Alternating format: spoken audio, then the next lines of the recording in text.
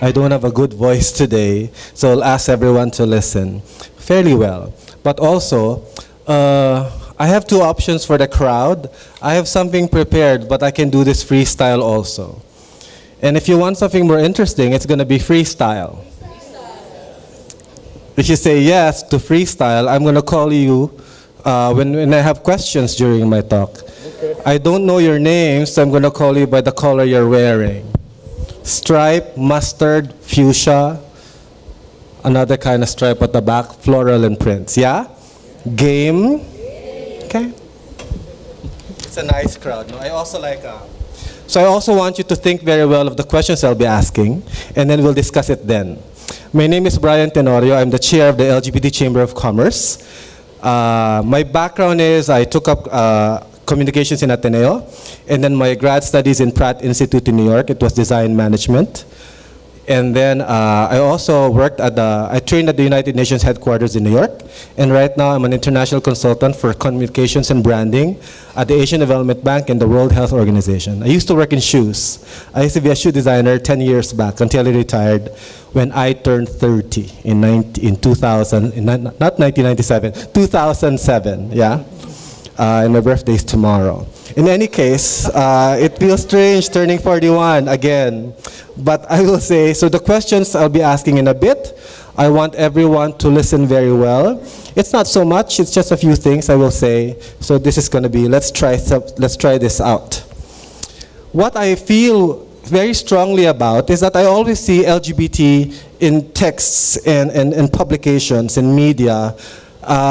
There's a lot of, and you understand this, when it comes to diversity and minorities, there's a lot of hate, for example, or inequality, or judgment, yeah? Or there's also victims because they're parts of minorities, right? We understand that from the presentations earlier today and from the last few times, or the few months, for example, in Philippine media. But I will say that I'll take another stance and say that, you know, we want to see more LGBT in business. We want to see more LGBT as leaders. I want to activate more LGBT as leaders in this country, in your organizations, and also in government. Is that workable? I think so. That's why we're here.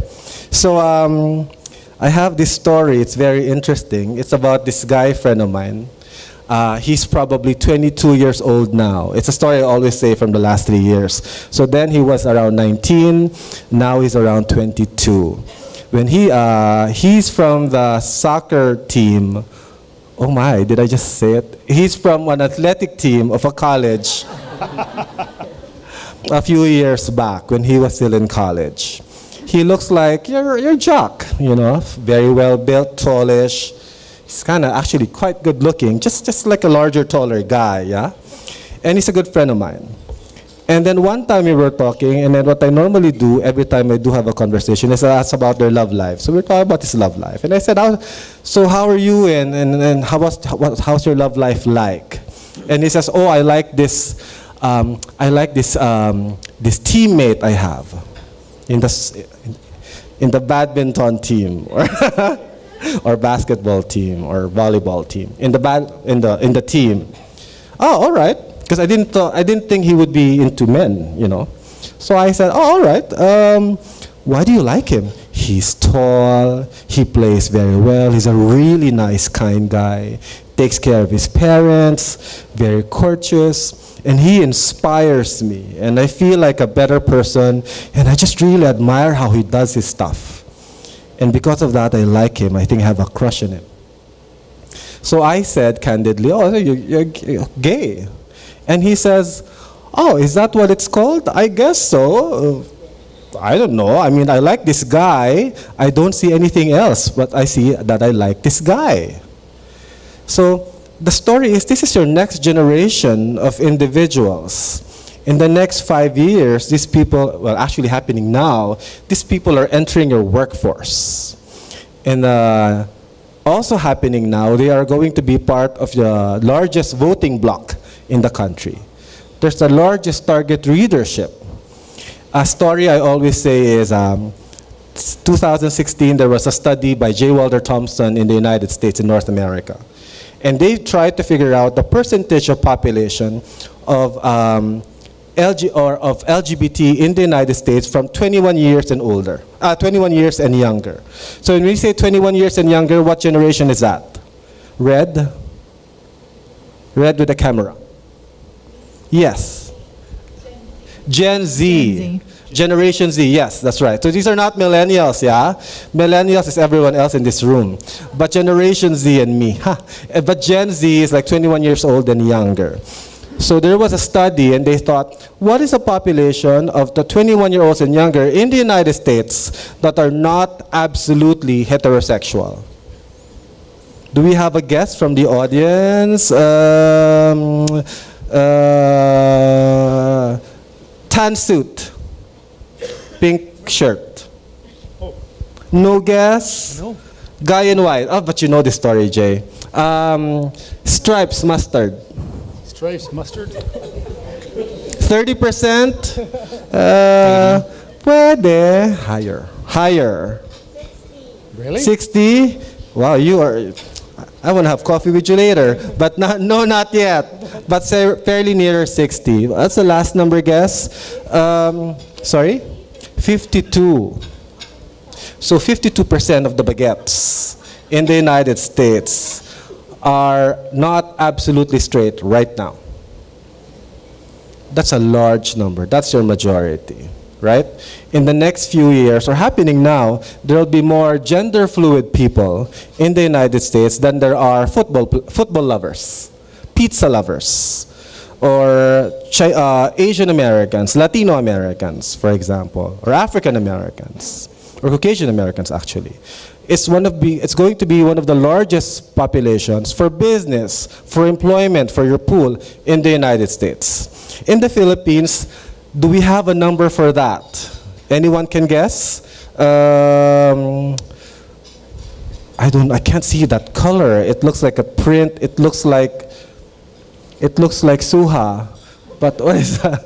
What is suha? Salmon. Yes? I'll guess 30%. 30% are LGBT in the country?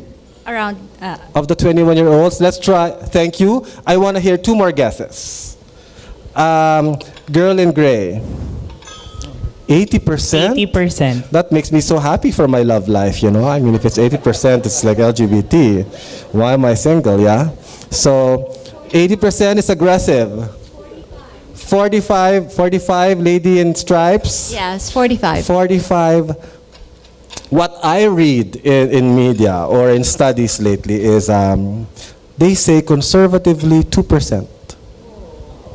Oh, dito pala. No, we don't do that. But yes, we also say in some research 5 to 6%. You know, I always say wildly 20%. You know. But in reality, there's been no study yet to determine the LGBT population in the country. We understand it's a growing population, and we understand the edges of that population are very hazy because LGBT is a different kind of phenomenon in this country, right? So that's what we're trying to figure out.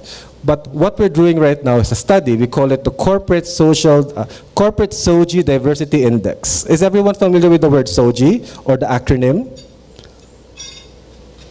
Wow. Lady in print with cherry blossoms. That's cherry. Floral. So I can't see from my glasses. No, I am not familiar with it. SOGI. Anyone who can tell me what SOGI means? Guy in black.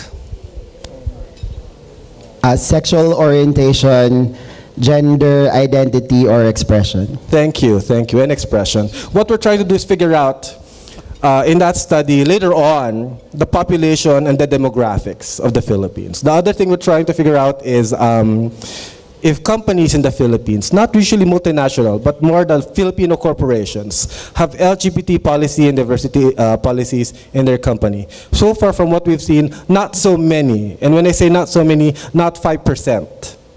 So that's one of the goals of the Chamber, to make it like a larger number also. I will also talk about, very well, gay vantage and softness. This is something we realize from the Chamber very much. But before I do that, I'll show you what the Chamber is all about. This is us from last December. This is our annual, this is the board. It's a fairly young organization. I always tell people it's a young group.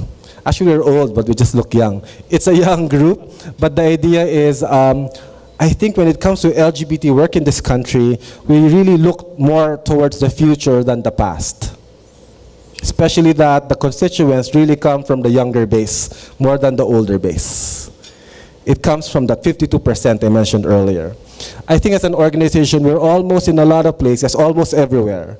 The last event we had that was a lot of fun was IDAHOT last year, International Day Against Homophobia and Transphobia, like around May 17, when we asked people to wear lipstick, men and women, non-LGBT, our friends and allies, to wear lipstick and see how it feels to try on something new.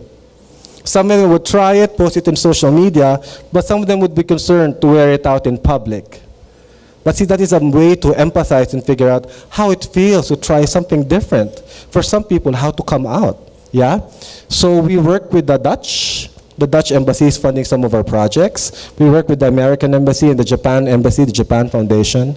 And we've given talks in Asian Development Bank, together with the Philippine Competition Commission, together with the other chambers. And we've been in all news sites in the country so far in the last 2.5 years. Our organization has several main projects. This one is the first one that will be out by October. It's the Philippine Corporate Socio-Diversity Index of 2018. That's a way to figure out if we do have a lot or enough LGBT policies in companies in this country. From the numbers that we've been seeing so far, from Filipino corporations, I see around 5%. That's not so high considering that a lot of our multinational corporations are a lot higher, yeah? We understand that phenomenon really is, if your company does not have a diversity policy yet, now is the right time, and actually the only time, because if you do it soon in the future, it's a bit too late. So you have to do it now, and you have to do it well now, and excellently now. So this is the time, yeah? The other thing we're doing is a 4 Ws of SOGI, a way to figure out SOGI. You know, I think, who's been to a SOGI seminar? Raise your hands higher. It's a cool thing, just 5, 6. Well, we can have a seminar soon.